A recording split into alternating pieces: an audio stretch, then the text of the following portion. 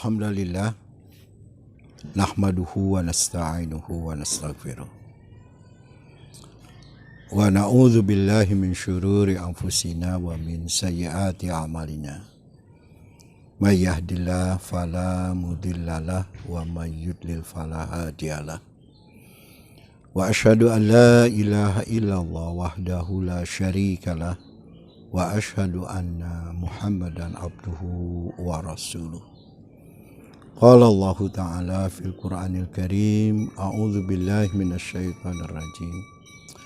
Aina ma takunu yudrikumul maut walau kuntum fi burujim musyayyadah. Al-ayat. Para bapak dan ibu rahimakumullah, sahabat Abu Hurairah di dalam hadis yang diriwayatkan oleh Imam Al-Bukhari dan Muslim menjelaskan bahwa Rasulullah SAW bersabda, barang siapa datang bertakjiah, yaitu datang ke tempat orang yang meninggal dunia, lalu ia menyolatkan jenazah tersebut, maka pahala baginya adalah 1 qiraat. Sedangkan bagi mereka yang datang bertakjiah lalu ikut menyolatkan, bahkan sampai ia mengantarkan jenazah ke kuburan sampai dikuburkan, maka Rasulullah SAW menyatakan pahalanya bagi dia adalah 2 qiraat. Sahabat bertanya kepada Rasulullah SAW, ya Rasulullah, apa 2 qiraat itu? Maka Rasulullah SAW menjawab, 2 qiraat itu adalah mislul jabalainil azimaini, seperti 2 buah gunung yang besar. Di dalam hadis yang lain dinyatakan 1 qiraat itu diumpamakan mislu jabali Uhudin, seperti 1 gunung Uhud. Para bapak dan ibu rahimakumullah, dari hadis ini kita dapat mengambil 2 pelajaran.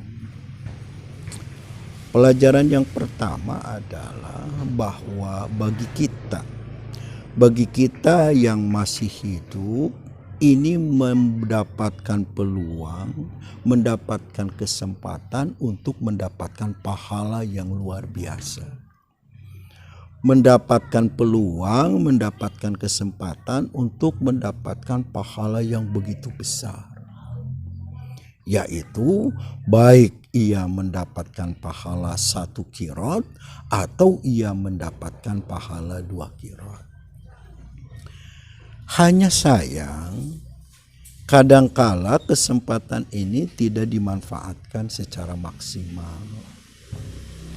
Banyak orang yang datang bertakjiah, banyak orang yang datang ke tempat orang yang meninggal dunia, tapi dia hanya sebatas datang saja, lalu ngobrol, lalu berbincang-bincang, kemudian dia pulang.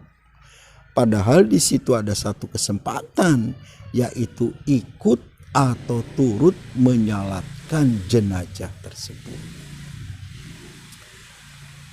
Nah, para bapak dan ibu rahimakumullah, yang kedua, bagi mereka yang ikut mengantarkan jenazah ke kuburan juga, ini tentu selama orang tersebut tidak melakukan pelanggaran-pelanggaran.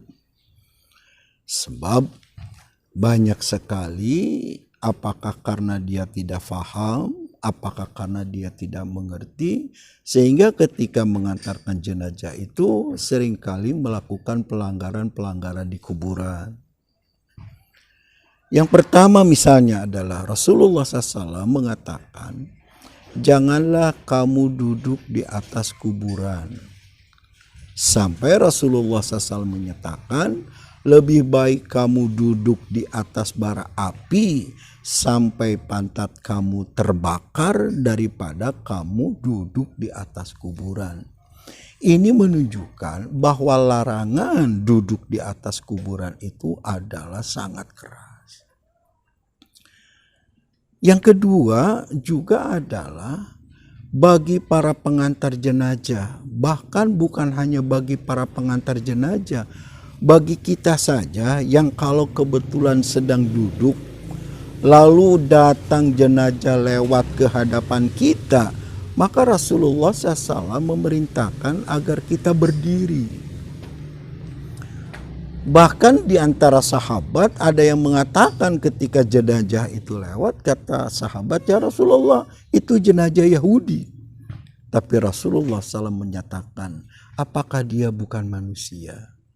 Menunjukkan bahwa bagaimanapun juga, walaupun dia bukan sesama muslim, tapi jika dia jenazah lewat di hadapan kita, maka kita jika memungkinkan, dalam kondisi yang memungkinkan, maka kita dianjurkan untuk berdiri.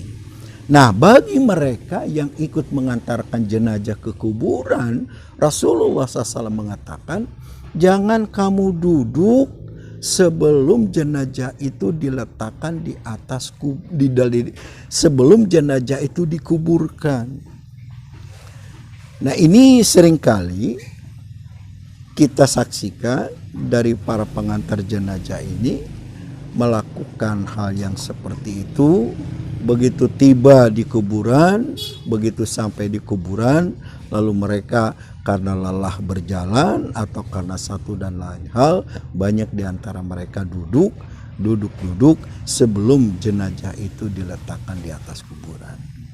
Nah, jadi para bapak dan para ibu rahimakumullah, peluang untuk mendapatkan pahala 1 qirat atau 2 qirat itu adalah satu yang dinyatakan oleh Rasulullah SAW tadi, yaitu ini peluang buat kita orang yang hidup untuk mendapatkan pahala yang begitu besar seperti yang dinyatakan oleh Rasulullah SAW.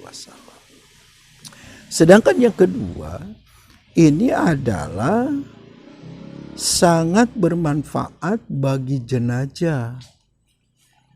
Dengan dorongan, dengan penjelasan bahwa barang siapa datang bertakziah lalu ia menyolatkan jenazah mendapatkan pahala 1 qirat, ini mendorong orang agar mau ikut menyolatkan jenazah. Dampaknya bagi si jenazah adalah semakin banyak orang yang menyolatkan, maka ini tentu akan semakin baik buat dia. Akan semakin bermanfaat buat dia.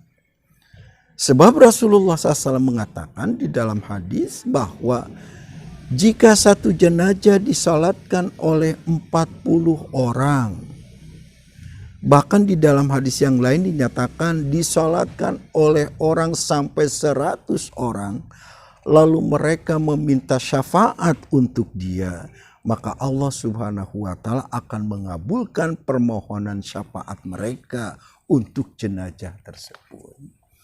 Jadi di sini ini amat sangat bermanfaat bagi jenazah yang meninggal dunia tersebut. Semakin banyak orang yang menyolatkan, maka semakin baik dan semakin baguslah untuk dia.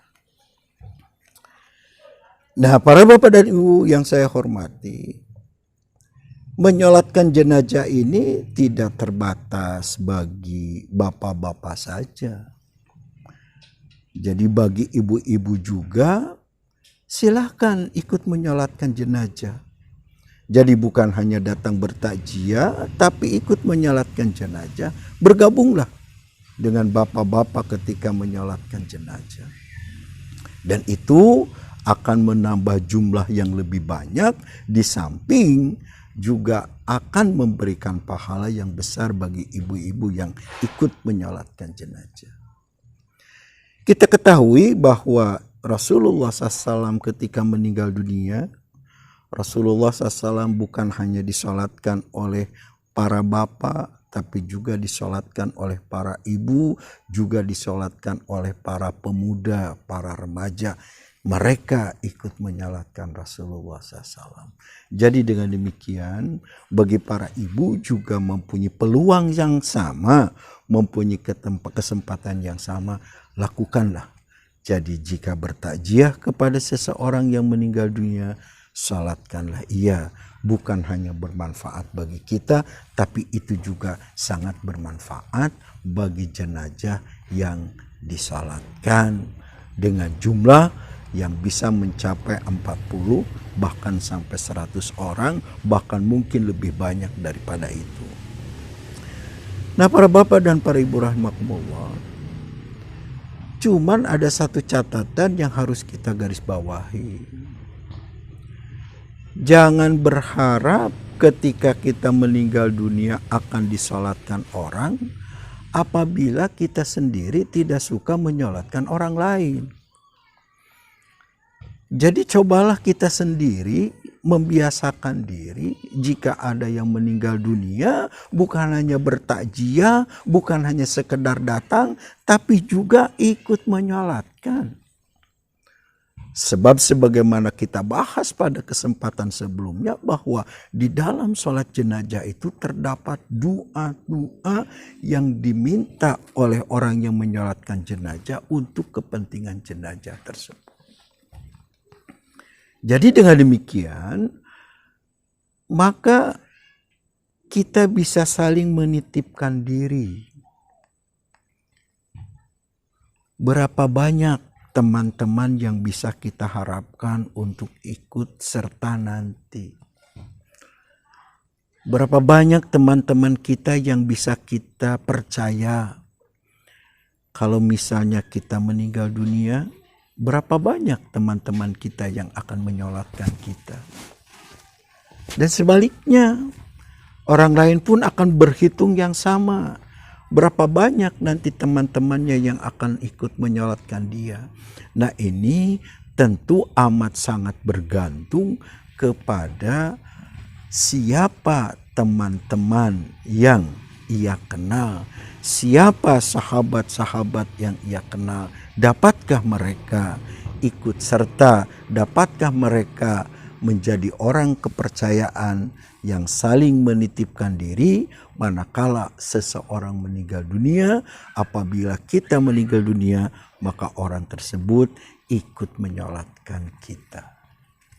Nah, para bapak dan para ibu rahimakumullah, kembali kepada apa yang disabdakan oleh Rasulullah SAW tadi, bahwa bagi orang yang menyolatkan jenazah pahalanya 1 qirat, sedangkan bagi mereka yang ikut mengantarkan jenazah ke kuburan pahalanya 2 qirat.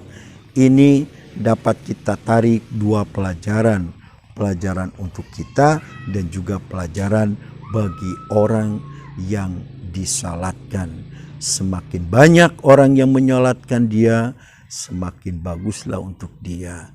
Maka mudah-mudahan dengan kita berhitung diri, menghitung diri, kita menghitung berapa banyak teman-teman kita yang bisa kita andalkan, berapa banyak sahabat-sahabat kita yang bisa kita harapkan. Apabila kita meninggal dunia, mereka akan ikut menyolatkan kita, sehingga doa dan permohonan mereka akan diijabah dan dikabulkan oleh Allah Subhanahu wa Ta'ala sebagai bekal tambahan. Bukan hanya amal ibadah kita sendiri, yang kedua doa dari anak-anak soleh yang kita bina dan kita didik, dan yang ketiga juga kita mengharapkan dari teman, sahabat karib kita yang juga merasa kehilangan diri kita, sehingga ia akan ikut serta menyolatkan dan mendoakan kita, dan mereka sholat dan mendoakan kita dengan ikhlas.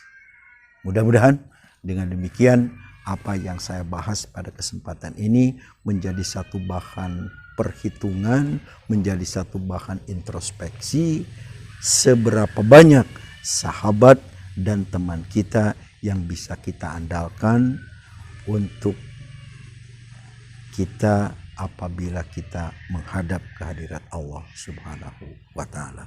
Aqulu qouli hadza wa astaghfirullah li wa lakum. Wassalamualaikum warahmatullahi wabarakatuh.